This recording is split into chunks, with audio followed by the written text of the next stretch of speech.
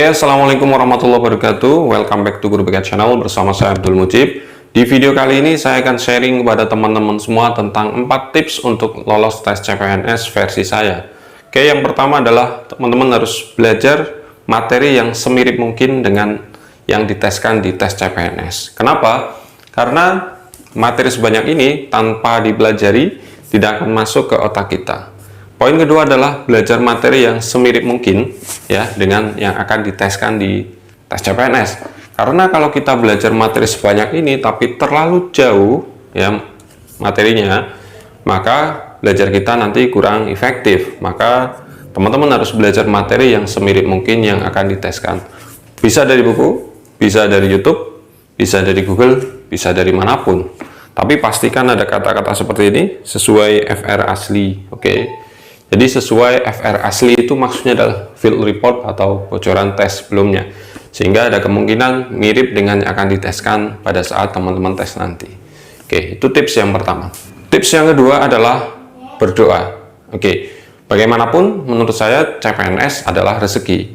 Maka logikanya kita harus minta pada zat yang memberi rezeki.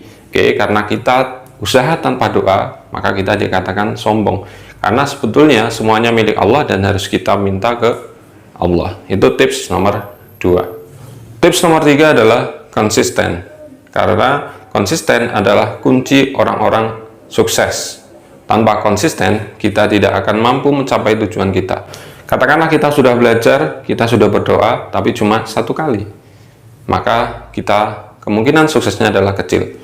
Tapi ketika kita konsisten belajar 2 jam sehari, berdoa terus-menerus, sholat malam, sholat pagi, dan baca Al-Quran secara konsisten selama berapa bulan sebelum tes, insya Allah hasilnya lebih maksimal.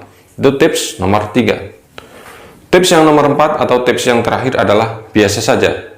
Kenapa? Karena kalau kita terlalu menggebu-gebu di otak kita harus lolos, maka yang terjadi biasanya adalah kita menjadi tegang, menjadi stres, sehingga ketika nanti pas saat tes, walaupun soalnya mudah, bisa jadi kita menjadi blank. Kita bisa ambil contoh sebuah klub sepak bola yang menargetkan harus juara, biasanya permainannya menjadi kaku, tidak mengalir, dan tidak enak dilihat atau tidak enak ditonton. Jadi biasa saja.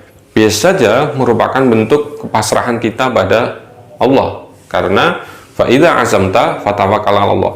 Kita sudah berusaha ya belajar materi yang semirip mungkin dengan yang akan diteskan.